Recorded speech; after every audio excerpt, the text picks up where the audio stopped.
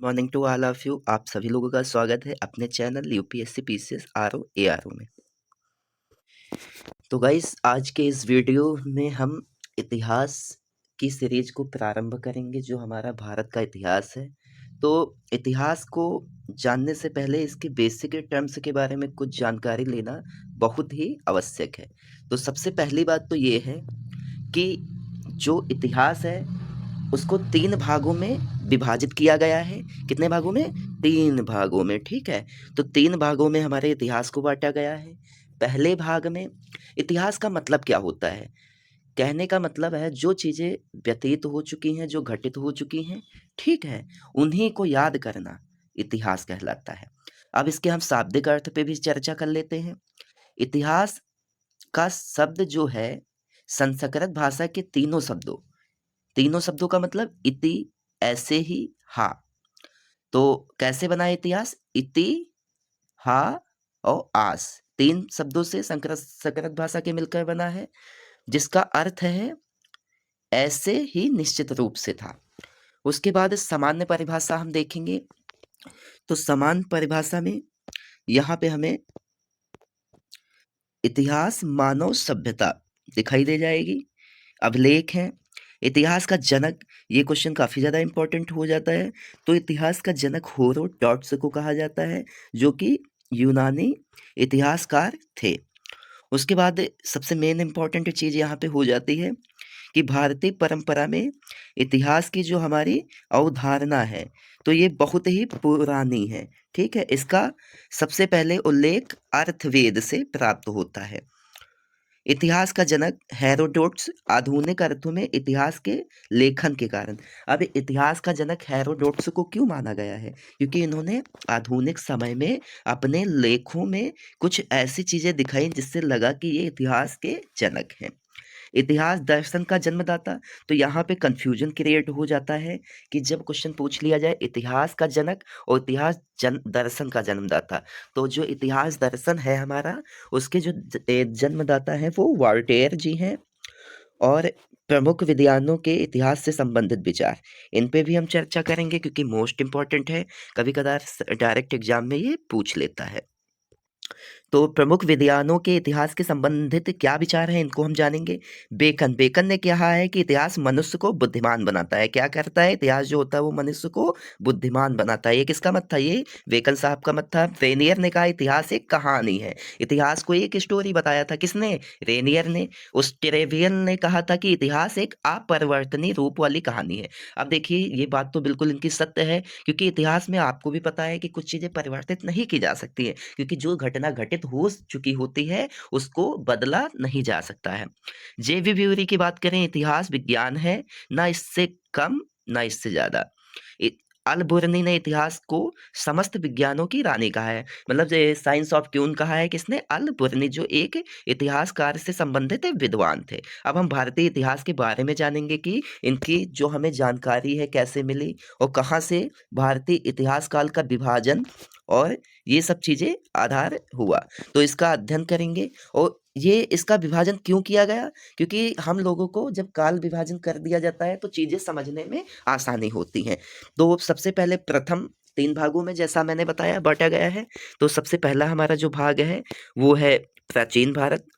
प्राचीन भारत में प्रासार काल से लेके मध्यकाल जितनी भी घटनाएं घटित हुई हैं वो सब इसी में आ जाती हैं। उसके बाद द्वितीय मध्यकालीन भारत का इतिहास।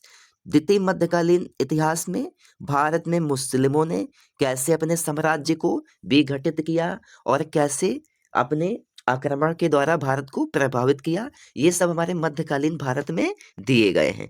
अब अगर हम अंतिम और आधुनिक भारत के इतिहास की बात करेंगे, तो यूरोपीय कंपनों के आगमन से लेके भारत हमारा कब आज़ाद हुआ है, इन सब चीज़ों की जानकारी हमें आधुनिक भारत के इतिहास में मिलती है। इसके बाद आज के इस श्रृंखला से हम प्राचीन भारत के इतिहास की शुरुआत करेंगे और धीरे धीरे इस श्रृंखला को हम बहुत ही जल्दी कवर अप कर लेंगे। तो सबसे पहला, प्राचीन भारत का इतिहास। तो प्राचीन भारत का इतिहास जो है, इसकी जो स्रोत हैं क्या है? सामान्य वर्गीकरण में हम देखेंगे तो साहित्यिक स्रोत थे। साहित्यिक स्रोत में भी हमारे पुरातात्विक स्रोत हैं, और धार्मिक साहित्य है, धर्मोत्तर है। तो ये सब चीज़ें थी। तो धार्मिक में जैसे साहित्य में जिससे हमें इसकी जानकारी मिली है प्राचीन भारत के इतिहास की, वो है ब्राह्मण, जैन एवं बौद्ध साहित्य। जो साहित्य की बात करेंगे धर्मेंतर साहित्य में अर्थशास्त्र, रजत रंगनी आदि और विदेशी यात्रियों के वृत्तांत आ जाते हैं। अब यहाँ से काफ़ी ज़्यादा इंपॉर्टेंट क्वेश्चन बन जाता है कि जो हमारा धर्मेंतर साहित्य है, इसमें से कौन-कौन से साहित्यिक सूत्र प्राप्त हुए हैं। तो अगर आपने वीडियो को अच्छे से देखा है तो आप चीज़ों को बता सकते हैं। सेकंड की बात करेंगे, ये तो हमारे साहित्यिक स्रोत थे। अब हम बात करेंगे पुरातात्विक स्रोत की। तो पुरातात्विक स्रोत में हमारे अभिलेख आ जाते हैं, सिक्के आ जाते हैं, चित्रकला आ जाती है, स्थापत्य कला आ जाती है, अन्नपुराश्वैस आ जाते हैं, मूर्तियाँ, ये सब हमारी किसमें आ जाती हैं? ये सब हमारी आ जाती हैं पुरातात्विक स्रोत में। अब साहित्यिक स्रोत के बारे में हम विस्तार पूर्वक जानकारी यहाँ से लेंगे। तो साहित्यिक स्रोत का जो मुख्य उद्देश्य है, अध्यात्म एवं धार्मिक सिद्धांतों की प्रस्तुति था। तो साहित्यिक स्रोत हमारे जो थे उसका मुख्य उद्देश्य क्या बताया गया है? अध्यात्म यानी ज्ञान की ओर, और धार्मिक सिद्धांतों यानी जो धर्म कर्म के कार्य हैं उनको आगे चल के अच्छे से प्रस्तुत करना। उसके बाद हम देखेंगे धार्मिक साहित्य में। तो धार्मिक साहित्य में हमारे 3 प्रकार के मुख्य साहित्य आ जाते हैं जिसके अंतर्गत बहुत सी चीजें विभाजित हैं। तो सबसे पहला हमारा जो धार्मिक साहित्य है वो है ब्राह्मण साहित्य। कौन सा है? ब्राह्मण साहित्य। तो ब्राह्मण साहित्य की हम जब बात करेंगे तो ब्राह्मण साहित्य में हमारा वैदिक साहित्य आ जाता है, वेदांग आ जाते हैं, रामायण आ जाते हैं, महाभारत आ जाती है और पौराणिक साहित्य आदि आ जाते हैं। उसके बाद जब हम बौद्ध साहित्य की बात करेंगे तो बौद्ध साहित्य में त्रिपिटक, सुत्त पिटक, विनय पिटक, अध्ययन पिटक, ये चीजें आ जाती हैं। यहाँ से काफी ज्यादा इंपॉर्टेंट क्वेश्चन हो जाता है कि ब्राह्मण साहित्य में कौन कौन सी चीजें आती हैं। अगर आपको चीजें एक तरफ से पता है तो आप अच्छे से बता सकते हैं। वंश साहित्य की बात करेंगे तो इसमें दीपवंश, महावंश, ये सब चीजें आती हैं। जैन साहित्य की बात करेंगे तो इसमें 12 सर्वाधिक महत्व चीजें आती हैं। आचार्य सूत्र, न्याय धम्म कहा, वास सदगाओ, भगवती सूत्र, ये सब चीजें हमारी जैन साहित्य में आ जाती हैं। अब इसके बाद हम बात करेंगे धर्मेतर साहित्य की। धर्मेतर साहित्य में हमारे दो चीजें आती हैं, सामाजिक एवं सांस्कृतिक पहलुओं के साथ ही राजनीतिक पक्ष को भी अधिक स्पष्टता से रखा गया है। अगर हम धर्मेतर साहित्य की बात करेंगे तो इसमें सामाजिक चीजों को दिखाया गया है, धर्म से संबंधित चीजों को दिखाया गया है, और जो हमारे उस समय की संस्कृति थी, संस्कृति के बारे में काफी ज्यादा चर्चा की गई है। और साथ में इसमें जो हमारा ये पॉलिटी है, राजनीति, इसके बारे में स्पष्ट रूप से बताया गया है। एग्जाम्पल के लिए हम देखेंगे तो एग्जाम्पल के लिए उदाहरण यहाँ पे है कौटिल्य कृत अर्थशास्त्र। ये सब हमारे क्या है, एक साथ, जिसमें हमारे राजनीतिक और सब चीजों का वर्णन है। विशाख दत्त कृत मुद्रा राक्षस, परनीकृत अष्टधाई। अब यहाँ से छोटे छोटे क्वेश्चन भी बन जाते हैं कि जो हमारा अर्थशास्त्र है ये किसके द्वारा लिखित है? तो आपको पता है कौटिल्य कृत, यहाँ पे यानी कौटिल्य ने इसका कृत किया है। मुद्रा राक्षस किसकी रचना है? तो ये विशाखा दत्त की है। तो इसमें हमें धर्मेतर साहित्य के बारे में विस्तार से जानकारी मिलती है। उसके बाद हमारा है सोमदेव कृत कथा साहित्य सागर। तो सोमदेव ने जो कृत कथा साहित्य सागर किया था उसमें भी हमें इन सब चीजों की जानकारी मिलती है। क्षमेंद्र कृत बहम कथा मंजरी में, कामदेव कृत नीतिसार में, कालिदास कृत मालविकी मित्रम में, पतंजलि कृत महाभाष्य आदि में हमें इन सब चीजों की जानकारी मिलती है। विदेशी यात्रियों के वृत्तांत के बारे में हम यहाँ पे चर्चा करेंगे। तो यूनानी कुछ यात्री थे, उनके बारे में हम यहाँ पे बात करेंगे। तो हेरोडेट्स, निरकस, मेगस्थेज, प्लुकार्ड, एरियन, स्टेरोबा, पिलनी, जेस्ट, टॉलमी। तो ये जितने भी हमारे हैं ये सब यूनानी यात्री थे। तो यहाँ से भी क्वेश्चन पूछा जा सकता है कि राजनीतिक पक्ष, आर्थिक पक्ष और सांस्कृतिक पक्ष को किन विदेशी यात्रियों ने अपने यात्रा वृत्तांत में दिखाया है? तो आपको पता है। और ये भी पूछा जा सकता है कि हेरोडोटस कहाँ के या मतलब किस जगह के थे? तो आपको पता है यूनान के। अब ये यूनानी यात्री हमारे हो गए। अब यहाँ पे हम बात करेंगे चीनी यात्री की। तो चीनी यात्री हमारे कौन कौन से हैं? चीनी यात्री हमारे हैं फयान, हेनसांग, इंसिंगित, सुंग चुन आदि। उसके बाद कुछ हमारे अरब से भी लोग आए थे जो इस प्रकार हैं, इब्न खुर्दादब, सुलेमान अल ताजिल, अल मूसली, अल बुरनी आदि, ये सब हमारे जितने भी यात्री थे ये अरब से आए थे। उसके बाद हम पुरातात्विक स्रोत की तरफ जाएंगे जो हमारे सेकंड नंबर के हैं। ये हमारे थे धर्मेतर साहित्य के, धर्म जो हमारा धार्मिक साहित्य है उसके स्रोत। अब हम पुरातात्विक स्रोत की तरफ आएंगे। पुरातात्विक स्रोत कहाँ है? तो पुरातात्विक स्रोत में जहां से साहित्य मौन हो जाता है वहां से पुरातात्विक स्रोत हमारे प्रारंभ होना चालू हो जाते हैं। ये हमारा जो है प्रसिद्ध कथन है। और दूसरा कथन है, पुरातात्वकर्ता सिर्फ वस्तुओं को नहीं खेद खोदता अपितु मनुष्य को भी खोदता है। अब देखिए, पुरातात्विक में विभाग में आपको पता है जो चीजें, पुरातात्विक विभाग क्या करता है, जो चीजें पुरानी थी, पुराने समय में प्रयोग की गई हैं, उनको वो खुदाई के माध्यम से पता लगाता है कि कौन सी चीजें कहाँ पे लोग पहले समय में इस्तेमाल कर रहे थे। और यहाँ पे जो मनुष्य थे उनके बारे में भी जो जानकारी, जैसे शिलालेख हैं, अन्य चीजें हैं, अभिलेख हैं, इन सब चीजों की उनकी जानकारी भी मिलती है। अब हम बात करेंगे भारतीय का इतिहास का काल विभाजन। तो भारतीय इतिहास के काल का विभाजन और नामकरण कुछ निम्नलिखित साक्ष्यों की उपलब्धता एवं पठनीयता के आधार पे किया गया है। तो विशेषताएं देखेंगे और काल देखेंगे कि किस काल की कौन सी विशेषता है, और एग्जाम्पल भी देखेंगे। तो जब हम बात करेंगे प्रागैतिहासिक ऐतिहासिक काल की, तो प्रागैतिहासिक ऐतिहासिक काल का जो हमारा उदाहरण है वो है प्राचीन कालीन सभ्यता। और इसके कुछ लिखित साक्ष्य उपलब्ध हैं, केवल पुरातात्विक साक्ष्य भी उपलब्ध हैं। उसके बाद जो नेक्स्ट हमारा हो जाएगा वो हो जाएगा आग ऐतिहासिक काल। आग ऐतिहासिक काल में हमारा लिखित साक्ष्य है, और आग ऐतिहासिक काल में हमारा हड़प्पा सभ्यता आ जाती है। ऐतिहासिक काल की बात करें तो लगभग 6ठी शताब्दी ईस्वी पूर्व से प्रारंभ होती है। तो ये इसके भी हमारे कुछ लिखित और मौखिक साक्ष्य है। मौखिक नहीं, सॉरी, लिखित। उसके बाद अब हम पाषाण काल की बात करेंगे जो काफ़ी ज़्यादा इम्पोर्टेंट रहने वाला है, क्योंकि ये जितने भी क्वेश्चन हैं, आपका कोई भी एग्ज़ाम हो, चाहे वनडे एग्ज़ाम में आप ले लें UPSI, UP police, UP PCS, UP PCS RO ARO, UPSC, ये सभी चीज़ें घुमा फिरा के उसमें पूछी जाती हैं। क्योंकि भाई इतिहास लिमिटेड है, ये सब चीज़ें ज़्यादा नहीं हो सकती हैं। ज़्यादा इसलिए नहीं हो सकती हैं क्योंकि जो घटनाएँ घटित हो सक चुकी हैं, वो एक टाइम पीरियड में हुई हैं। उनको अब और ज़्यादा नहीं किया जा सकता है। तो लिमिटेड चीज़ें हैं, आप लोग अच्छे से देखेंगे तो हमेशा ये काम आएँगे। तो अब हम बात करेंगे पाषाण काल की। तो मानव के प्रारंभिक काल के विषय में जो पुरातात्विक साक्ष्य मिलते हैं, उनमें पाषाण निर्मित उपकरणों की अधिकता के कारण ही इसे पाषाण काल कहा जाता है। क्यों कहा जाता है? क्योंकि उस समय में जो भी, अब उस समय का मतलब कहाँ से है? पाषाण काल से। जो भी चीज़ें वो पुरातात्विक साक्ष्य मिले तो उसमें किसके? पाषाण निर्मित, उस समय से निर्मित उपकरणों की उपलब्धता के कारण इसे ये नाम दिया गया है। तो ये क्वेश्चन भी पूछ सकता है। काल विभाजन की बात करेंगे तो पाषाण काल को भी 3 भाग में बांटा गया है। पहला हमारा पुरा पाषाण काल, दूसरा हमारा मध्य पाषाण काल, तीसरा हमारा नव पाषाण काल। तो ये हमारा पाषाण काल था जिसको 3 भागों में बांटा गया है। तो अब हम सबके बारे में हल्का विस्तार से देखेंगे, सबकी अवधि के बारे में चर्चा करेंगे, जिससे कि किसी भी एग्जाम में अगर इससे संबंधित कोई भी क्वेश्चन आपके एग्जाम में आता है तो आप केवल इस वीडियो के माध्यम से हल कर सकते हैं।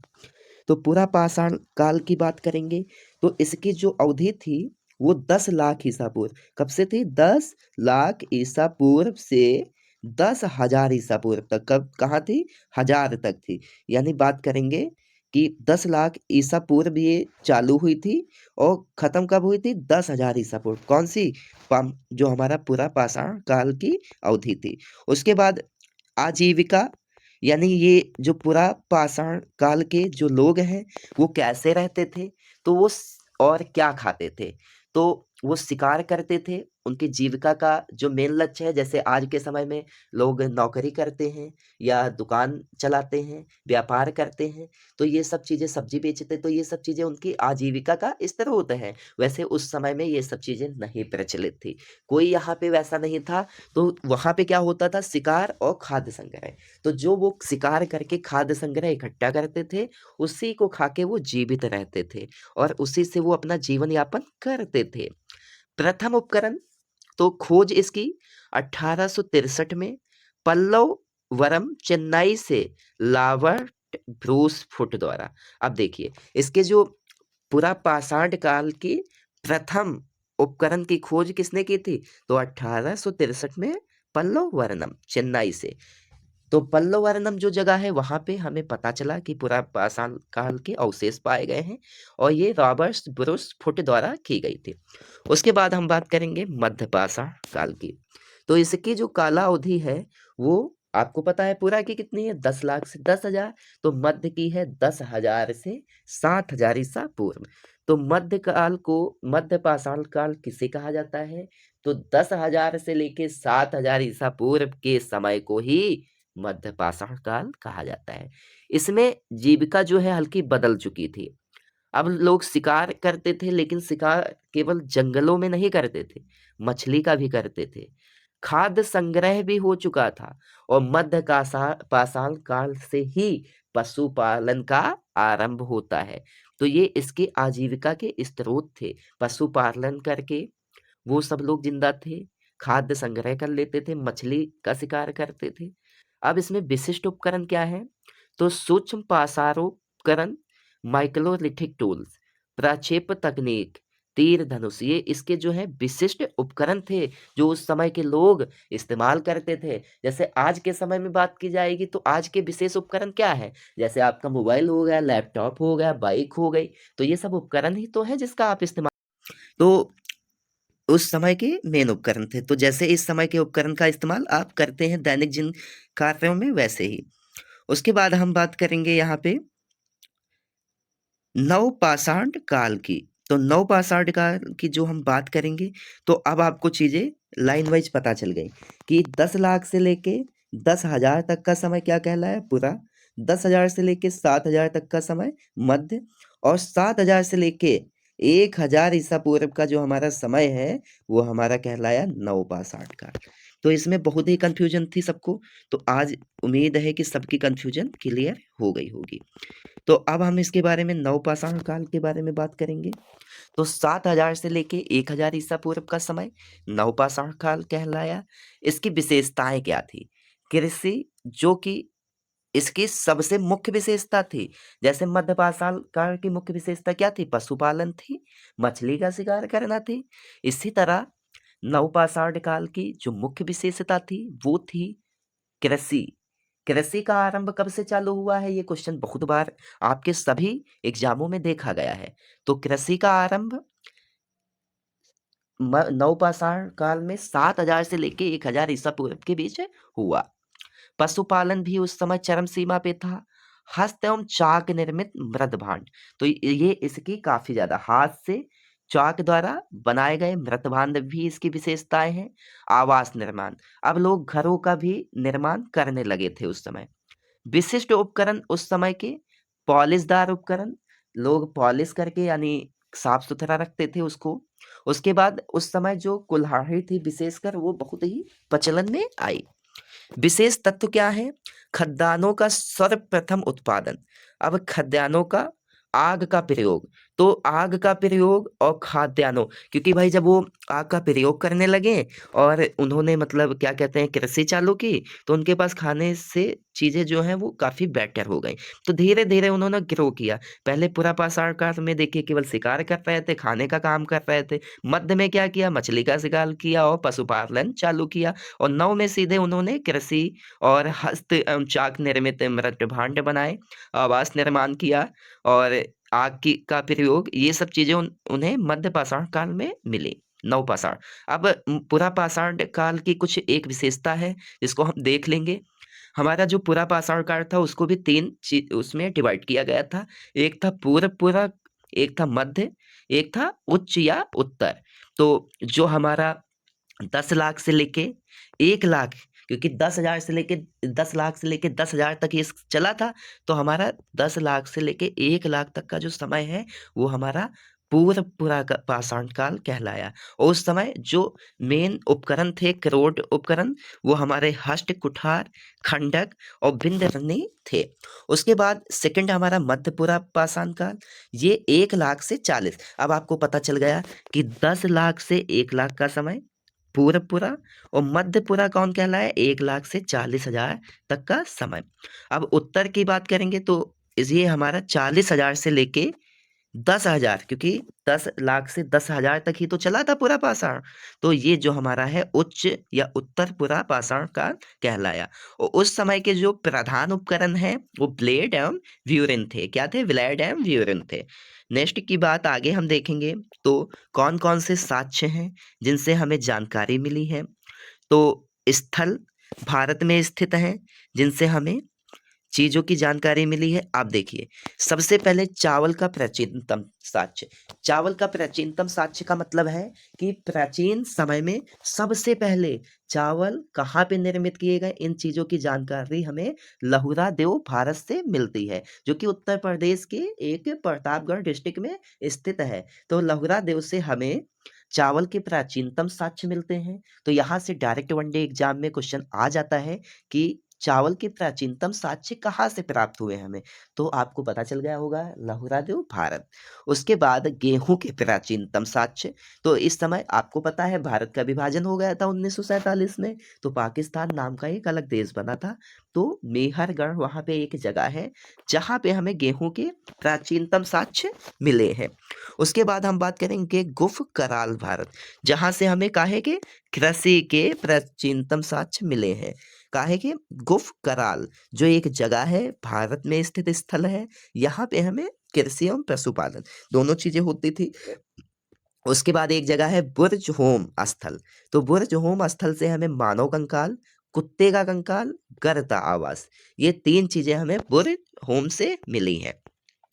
उसके बाद नेक्स्ट स्थल की बात करेंगे तो हमारा है संगन कल्लू और पिकली हल और उत्तनोर, ये 3 जगह है जहां राख के टीले पाए गए हैं। कहाँ कहाँ से? संगन कुल्लू, पिकलीहर, उत्तनोर। तो ये काफी ज्यादा इंपॉर्टेंट चीजें हैं। अब भारतीय पुरातत्व संबंधित तथ्य देखेंगे तो 1861 ईस्वी भारतीय पुरातत्व के जनक। अब भारतीय पुरातत्व विभाग का जनक यहाँ पे पूछ लिया जाए तो कौन है? Alexander Cunningham. तो जो अलेक्जेंडर कनिंघम थे वो भारत में सर्वप्रथम पुरातत्व सर्वेक्षण नियुक्त किए गए। कौन? पुरातत्व सर्वेक्षण, कि जो पुरातत्व यानी पुरानी चीजों के बारे जानकारी के बारे में खोज करेंगे तो उन्हें वहां का सर्वेक्षक नियुक्त किया गया। अब यहाँ से क्वेश्चन ये भी बनता है कि पुरातत्व के जनक कौन थे? तो कौन है? Alexander Cunningham. 1863 में ठीक 2 वर्ष बाद भारत में पाषाणकालीन सभ्यता का अनुसंधान, भारतीय प्रागे ऐतिहासिक के जनक। अब यहाँ पे बहुत ही अच्छे अच्छे क्वेश्चन आ रहे हैं जो आपके एग्जाम में डायरेक्ट पूछता है कि भारतीय प्रागे ऐतिहासिक के जनक कौन थे। तो रॉबर्ट ब्रूस फुट ने प्रारंभ किया। किसने किया था? रॉबर्ट ब्रूस फुट ने। 1871 ईस्वी में पुरातत्व सर्वेक्षण विभाग का गठन होता है। तो यहाँ से ये भी पूछ सकता है कि पुरातत्व सर्वेक्षण विभाग का जो गठन है वो कब हुआ? तो वो 1871 ईस्वी में हुआ। वर्ष 1901 में लॉर्ड कर्जन के समय पुरातत्व सर्वेक्षण विभाग को केंद्रीकृत भारतीय पुरातत्व सर्वेक्षण नाम दिया गया। तो जो हमारा खाली पुरा सर्वेक्षण विभाग था उससे अब सेंट्रलाइज कर दिया गया। और लॉर्ड कर्जन के समय में बंगाल विभाजन भी हुआ था। मुस्लिम लीग की भी स्थापना 1906 में हुई थी। ये काफी ज्यादा इंपॉर्टेंट फैक्ट है जो आपको पता होने चाहिए। उसके बाद जॉन मार्शल को इसका नया महानिदेशक बनाया गया था और वर्तमान में यह भारतीय संस्कृति मंत्रालय के अधीन है। तो यहाँ से ये भी पूछा जा सकता है कि भारतीय पुरातत्व सर्वेक्षण किस विभाग के अंतर्गत आता है? तो ये आता है भारतीय संस्कृति मंत्रालय के अधीन। नेक्स्ट की बात करेंगे तो पूर्व पुरा पाषाण काल से संबंधित 2 प्रमुख संस्कृतियां थी। पहली हमारी थी चॉपर। तो पहली संस्कृति कौन सी थी? चॉपर, चॉपिंग, पेबल संस्कृति अथवा सोहन संस्कृति। उसके बाद जो हमारी सेकंड थी वो थी हैंड एक्स संस्कृति एवं मदरासी संस्कृति। तो जो चॉपर चॉपिंग थी, जो पुरा पाषाण काल या पुरा पाषाण काल से संबंधित है, वो उत्तर भारत के क्षेत्र में फैली हुई थी और वर्ष 1928 में डी.एन. वाडिया द्वारा सोहन नदी घाटी से प्रथम प्राप्त उपकरण प्राप्त किए गए थे। दक्षिण भारत क्षेत्र में 1863 में प्रथम उपकरण मिला। रॉबर्ट ब्रूस ने जब पल्लवरम से खुदाई की शुरुआत की। तो सबसे पहले अगर जो बात करेंगे कि इसके अवशेष कहाँ मिले, तो 1863 में मिले। कहाँ पे? पल्लवरम में। किसके द्वारा खुदाई की गई? रॉबर्ट ब्रूस फुट द्वारा। तो आई होप यहाँ तक चीज़ें आपको समझ में आई होंगी। तो अब इस वीडियो को हम आगे की तरफ ले जा रहे हैं। तो ये था आपका पूरा पाषाण काल, जिसको आपने विस्तार से समझा। नेक्स्ट की वीडियो में आपको मध्य और नवपाषाण काल के बारे में विस्तार पूर्वक जानकारी मैं दूंगा। तो जो चीज़ें नहीं समझ में आई हों, आप वीडियो को दोबारा से देख लीजिएगा, समझ में आ जाएंगी।